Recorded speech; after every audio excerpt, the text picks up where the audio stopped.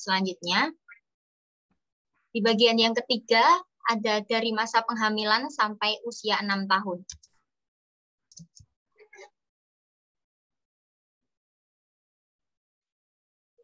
Pengembangan sebelum lahir. Meyer menjelaskan bahwa pengembangan sebelum lahir sangat penting bagi kesehatan fisik dan mental anak. Ketika bayi yang masih ada dalam rahim ibu, tentunya kita tahu pengaruh terbesar tentang kesehatan bayi itu ada di dalam tangan ibu. Bagaimana seorang ibu bisa menjaga kehidupannya, bagaimana ibu bisa menjaga kondisinya dengan baik melalui masi dan tidak merokok. Dan yang penting adalah nilai gizi makanan, bukan jumlahnya. Jadi apa yang diasup ibu saat itu adalah menjadi kekuatan bagi bayi yang dikandungnya. Faktor-faktor seperti nutrisi, kondisi kesehatan ibu, dan lingkungan emosional ibu dapat mempengaruhi perkembangan janin. Orang tua harus memperhatikan faktor-faktor seperti nutrisi, kebersihan lingkungan, serta kondisi emosional ibu selama kehamilan. Bahkan Meyer juga menekankan betapa pentingnya ibu menjaga kesehatan fisik dan mental ibu selama kehamilan, karena hal tersebut akan mempengaruhi kesehatan janin. Biasanya, sepengetahuan saya, sepengamatan saya, ibu-ibu yang hamil itu kadang mereka bisa merasakan emosi yang bergejolak. Ketika berat tubuh mereka rasanya berlebihan, itu akan mempersulit proses kehamilan. Kemudian selain daripada itu, ketika ibu-ibu merasa bahwa beratnya ini sudah tidak terkontrol, emosinya sudah labil, sudah tidak bisa dikontrol lagi, rasa kurang percaya diri dengan bentuk tubuhnya itu juga akan mempengaruhi mental ibu. Nah, seorang ibu yang mengalami hal-hal seperti ini seharusnya bisa mengambil sebuah jalan keluar, yaitu bisa menceritakan tentang suasana hatinya, menceritakan tentang kegelisahannya kepada suaminya, atau orang-orang ibu-ibu yang sama seperti dia, yang pernah mengalami masa kehamilan, yang pernah mengalami fase-fase seperti dia, supaya ada sesuatu yang disalurkan, ada sesuatu yang dicurhatkan, sehingga tidak dipendam begitu saja. Karena kalau sesuatu dipendam begitu saja, seorang diri kan bisa, ya, namanya kepikiran, namanya bisa mengganggu emosi. Nah, hal ini akan membantu memastikan kesehatan fisik dan mental anak dan kesehatan anak yang ada di kandungan ibu juga sehat, serta membantu pengembangan konsep diri yang positif pada anak.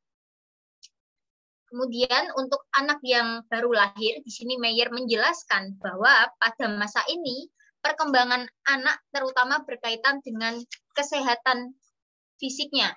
Orang tua harus memperhatikan faktor-faktor seperti nutrisi, kebersihan lingkungan, serta kondisi kesehatan bayi untuk memastikan pertumbuhan yang sehat.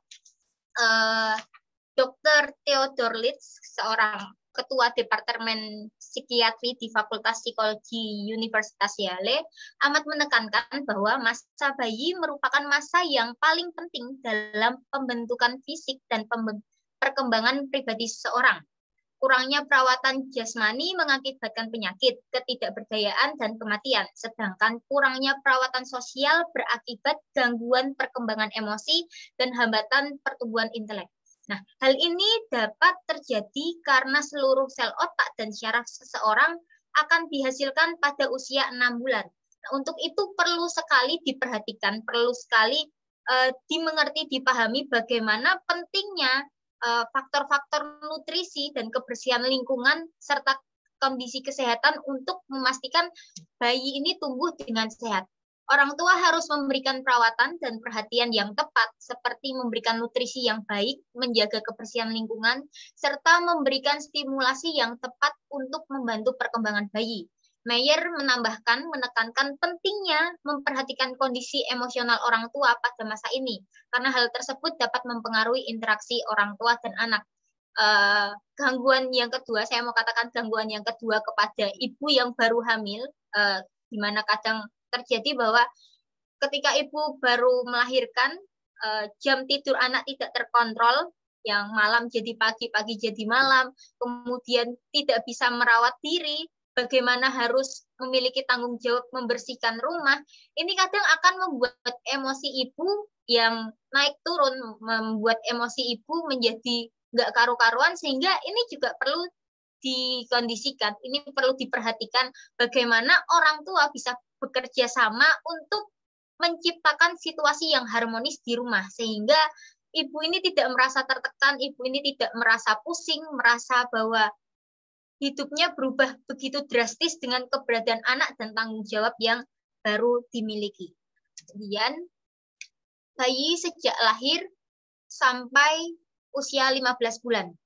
Orang tua harus memberikan perhatian yang tepat pada perkembangan motorik dan bahasa anak, memberikan stimulasi yang sesuai, serta memberikan perhatian pada kebutuhan nutrisi dan kesehatan anak.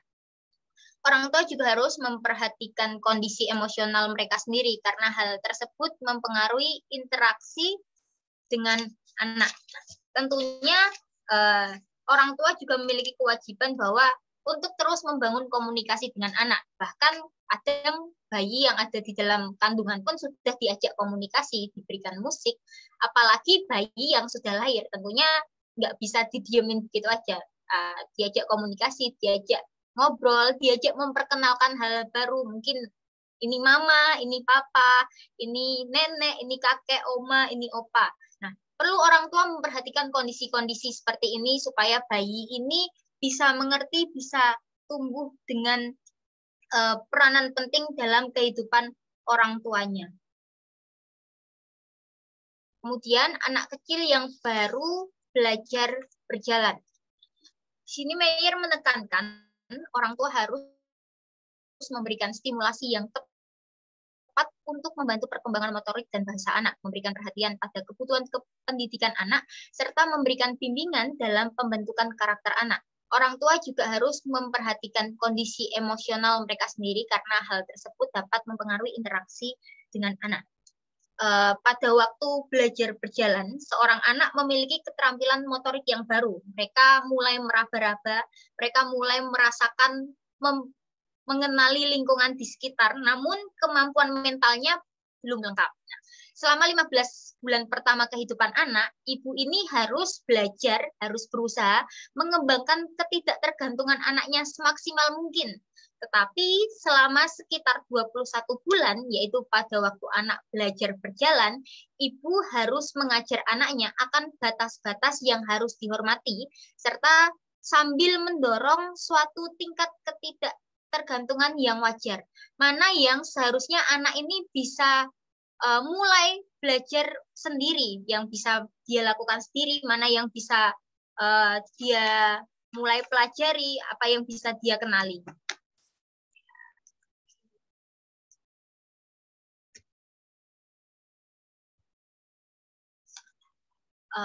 Poin yang ke-12, prasekolah umur 3-6 tahun. Orang tua harus memberikan lingkungan yang kondusif untuk membantu perkembangan anak, memberikan perhatian pada kebutuhan pendidikan anak, dan memberikan kasih sayang dan keamanan pada anak. Orang tua juga harus mengajarkan etika yang baik pada anak pada masa ini. Pada masa ini, di sini ketika saya berpraktek di tempat saya saat ini, saya ada sebuah yayasan, yaitu kita memiliki PAUD, kita memiliki TK, kita memiliki anak-anak yang dimana kita bisa mendidik.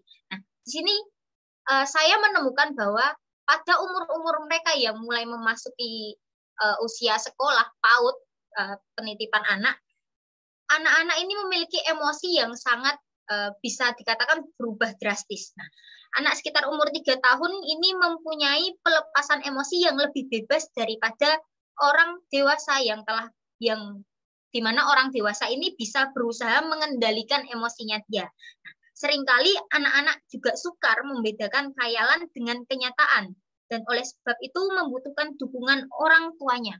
Ada seorang anak di mana dia ada di kelas TK. Ya, kita tidak tahu itu khayalan atau memang dia bisa melihat, tapi ketika di kelas dia sering mengatakan, "Miss, itu di situ ada bapak-bapak, lihat ke sini terus." Terus dia nangis, nggak berani masuk kelas, dia nangis, nggak mau ngikutin pelajaran, dan teman-temannya juga bingung kenapa ini nangis ya, meskipun temannya nggak tahu, nggak ikut-ikutan takut gitu. Tapi itu kan yang namanya emosi anak seperti itu, entah itu khayalan atau benar karena kita tidak tahu. Kita memiliki kebijaksanaan sebagai orang dewasa, sebagai orang tua. Ketika anak menghadapi hal-hal emosi yang seperti ini, ya kita bisa katakan bahwa kita nggak bisa menjudge anak, oh nggak ada orang itu, nggak ada siapa-siapa. Nggak, kita bisa bertanya dengan baik kepada anak-anak, dengan lemah lembut, dengan perhatian. Iya, di mana? Apa yang kamu lihat? Kita bisa tanya apa yang dia lihat. Emang dia di mana? Yaudah, nggak apa-apa.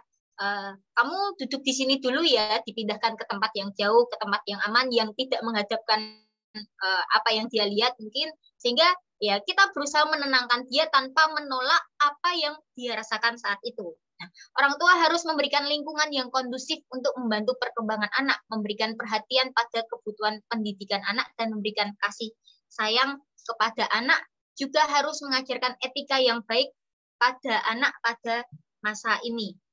Kemudian pada masa-masa ini juga ada beberapa adaptasi berkembang anak dari usia 3 tahun sampai 6 tahun, di mana anak sudah mulai belajar berjalan, melatih mereka berjalan, melatih mereka untuk bisa melakukan hal-hal yang dialami pada usia mereka. Nah, masalah yang memerlukan perhatian khusus bagi prasekolah, yaitu bisa dilatih terlebih dahulu, yaitu akibat televisi.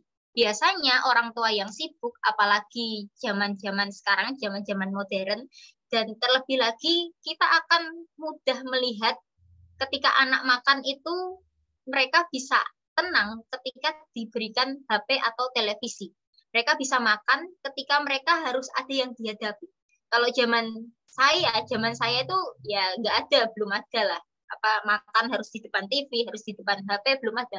Tetapi pada zaman sekarang ya hampir semua anak untuk memudahkan orang tua mengurus anak ya dikasih HP, dikasih TV. Nah, akibat anak yang lebih memperhatikan HP, TV, ada juga anak yang bersekolah di tempat kami, usia 5 tahun atau 6 tahun, dia sama sekali tidak mau berbicara. Nah, tidak mau berbicara atau dia tidak bisa, ya bisa cuman gitu. Dia bukan idiot, dia bukan autis, dia sehat karena setiap harinya dia itu selalu dikasih mamanya HP.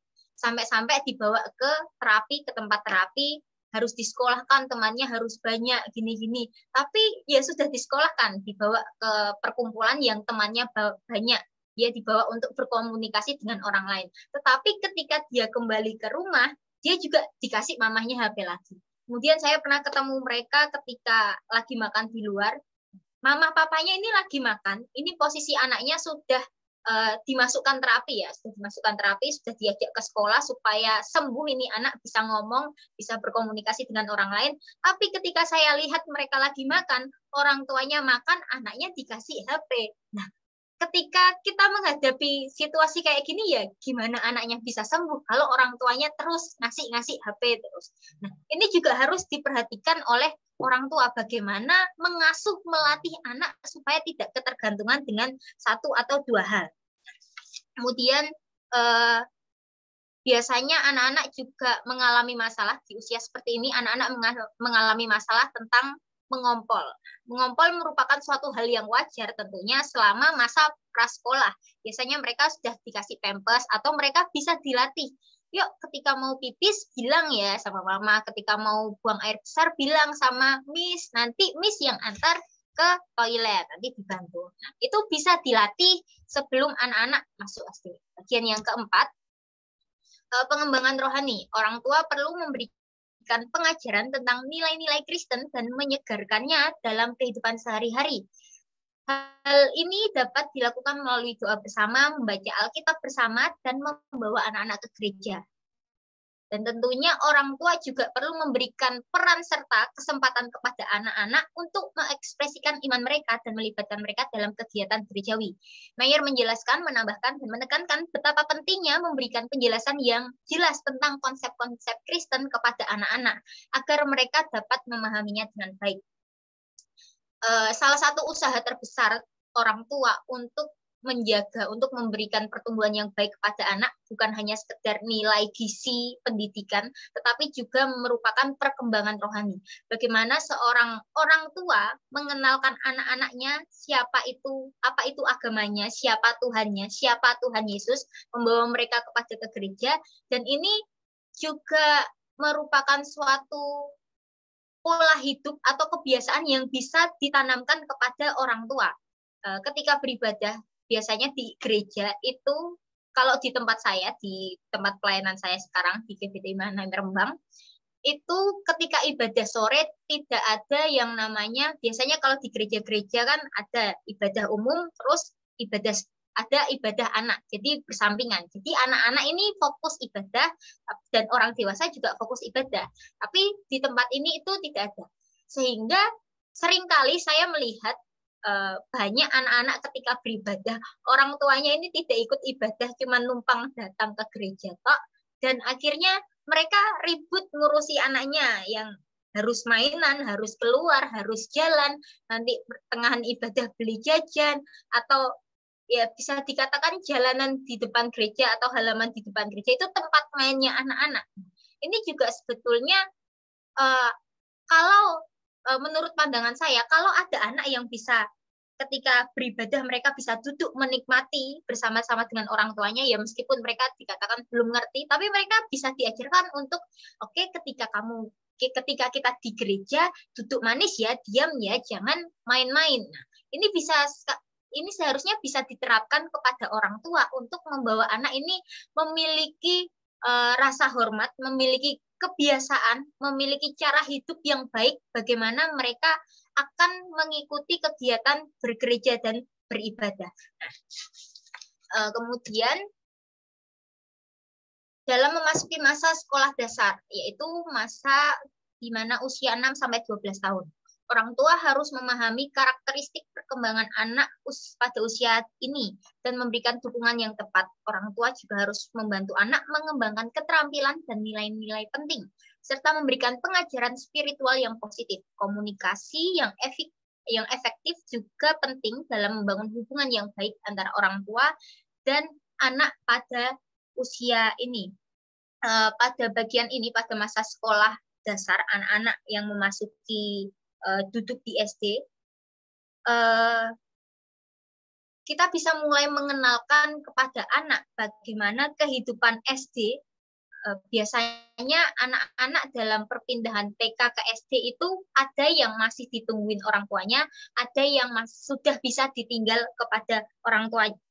oleh orang tuanya. Jadi ada yang bisa sendiri, ada yang masih ditungguin di depan jendela oleh orang tuanya. Nah, ini juga merupakan bagian penting dari tugas orang tua untuk membawa anak mereka untuk boleh mengenal hal-hal yang ada di luar. Di sini lebih kurang 3.000 tahun yang lalu, dengan inspirasi dari Allah, Raja Salomo menulis pernyataan ini, didiklah orang muda menurut jalan yang patut baginya. Maka pada masa tuanya pun ia tidak akan menyimpang daripada jalan itu. Itu terdapat di Amsal 22 ayat 6. Selama ini kita telah belajar bahwa sekitar 85% lah kepribadian seorang dewasa itu telah terbentuk pada saat ia mencapai usia 6 tahun. Nah, setelah usia 6 tahun tersebut, maka yang dapat dilakukan adalah memoles sisa dari 85% itu, yaitu 15% guna membentuk anak menjadi remaja Kristen yang ideal. Sedangkan pada masa usia 18 tahun mereka harus bersiap untuk keluar rumah.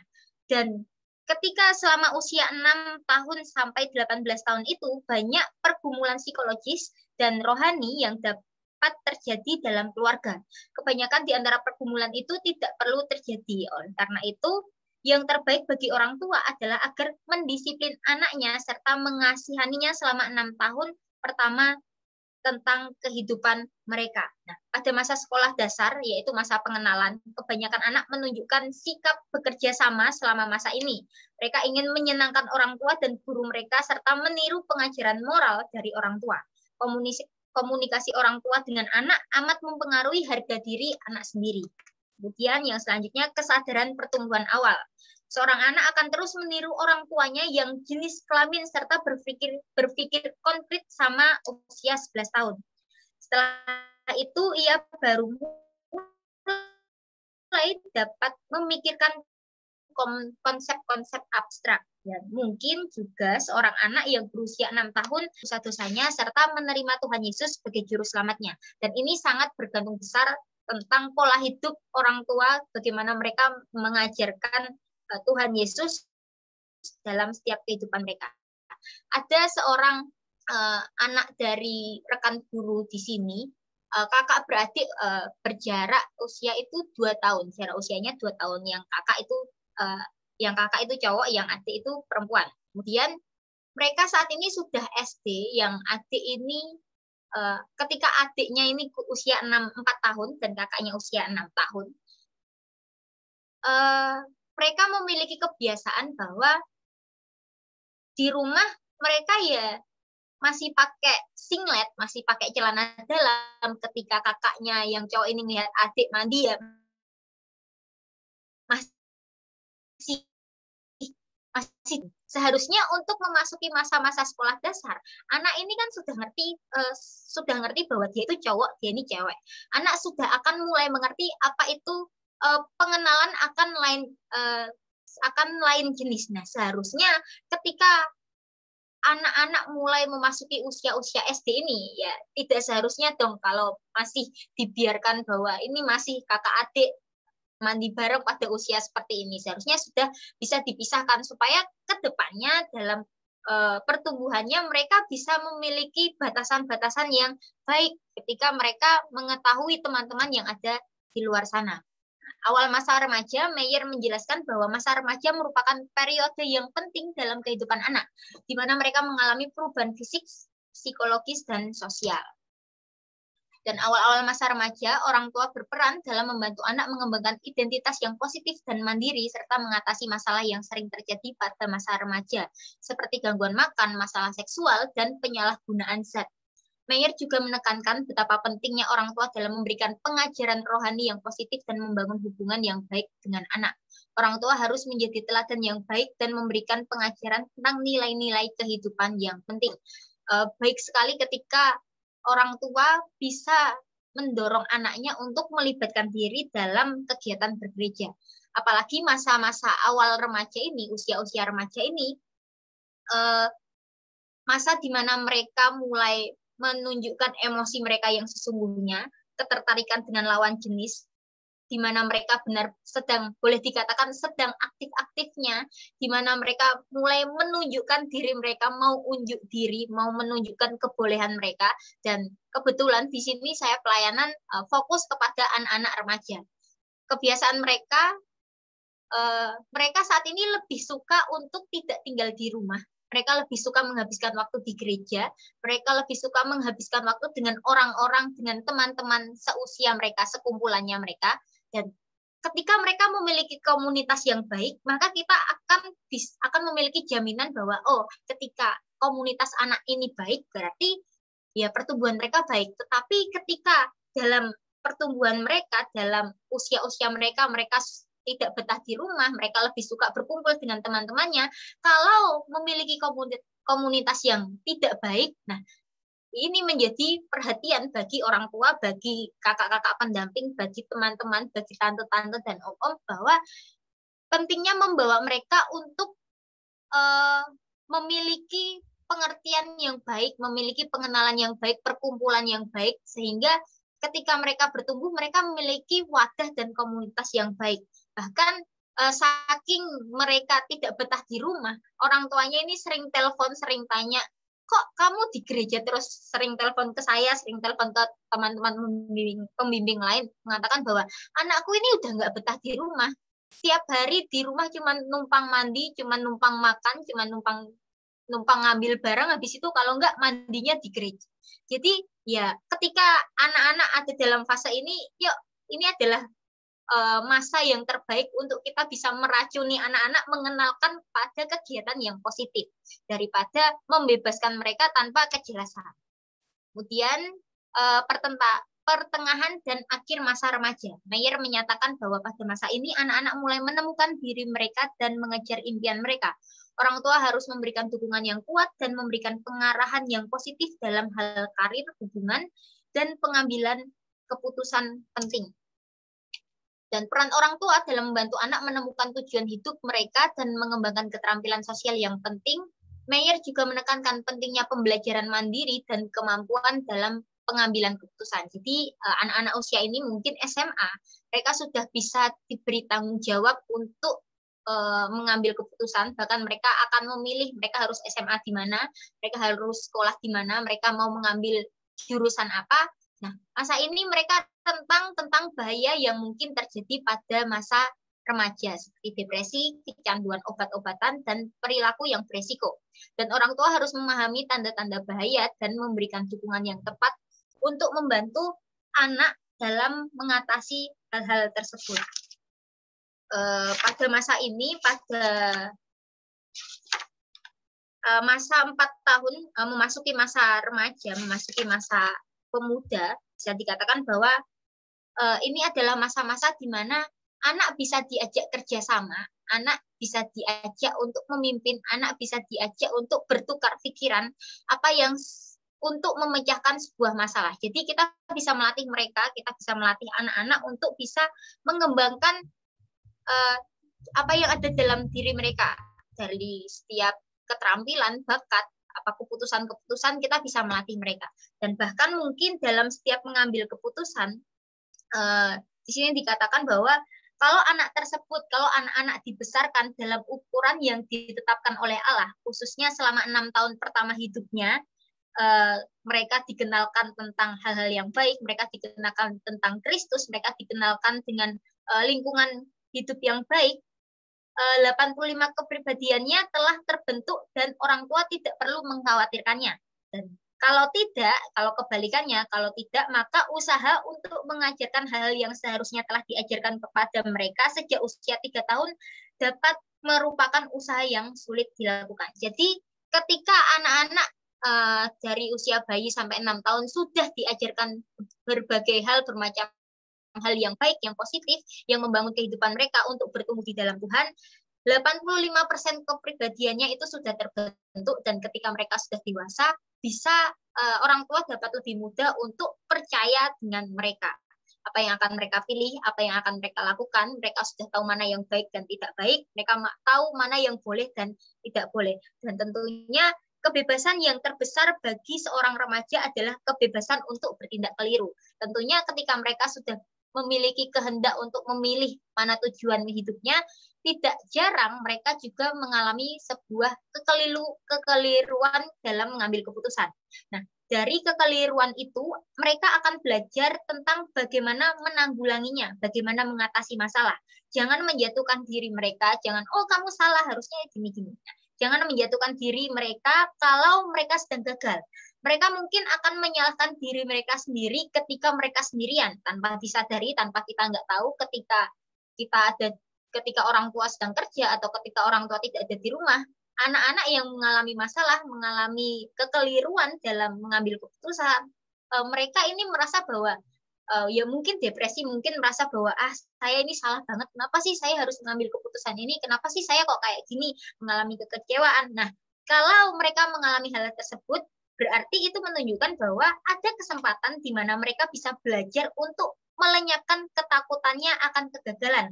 Maka mereka akan banyak mendapatkan manfaat. Nah, di dalam 1 Yohanes 4 ayat 18 itu kan dikatakan bahwa di dalam kasih tidak ada ketakutan, tetapi kasih yang sempurna membuangkan ketakutan. Jadi ketika anak-anak mungkin menghadapi sebuah kesalahan, kekeliruan dalam pengambilan keputusan mereka, ya kita mau menunjukkan kasih kita mau merangkul mereka, kita mau memberikan ya kekuatan buat mereka, bukan menjudge, kamu salah, harusnya kayak gini.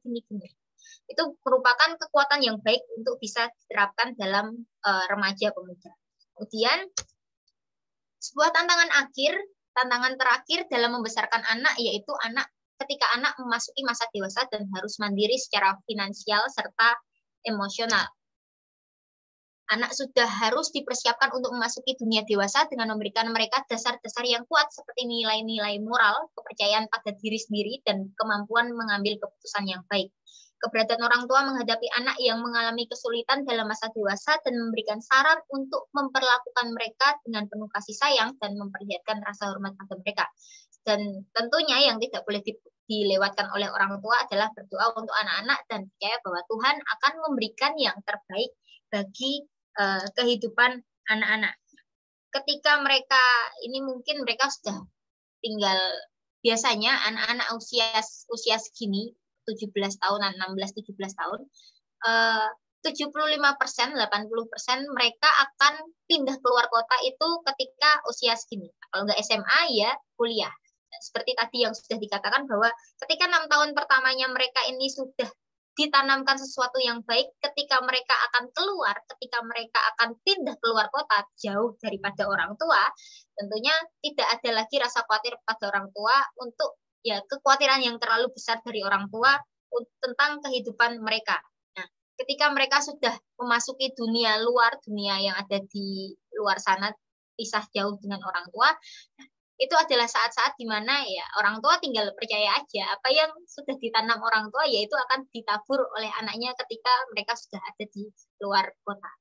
Itu merupakan sebuah pengajaran dalam setiap kehidupan kita maupun orang tua atau kakak-kakak pembina, para pembimbing-pembimbing yang ada di gereja, bagaimana kita bisa menyikapi, bagaimana kita bisa membangun pertumbuhan anak-anak, membangun pertumbuhan teman-teman remaja supaya mereka bisa menjadi anak-anak yang bertumbuh di dalam Tuhan sesuai dengan watak yang diajarkan oleh Tuhan Yesus.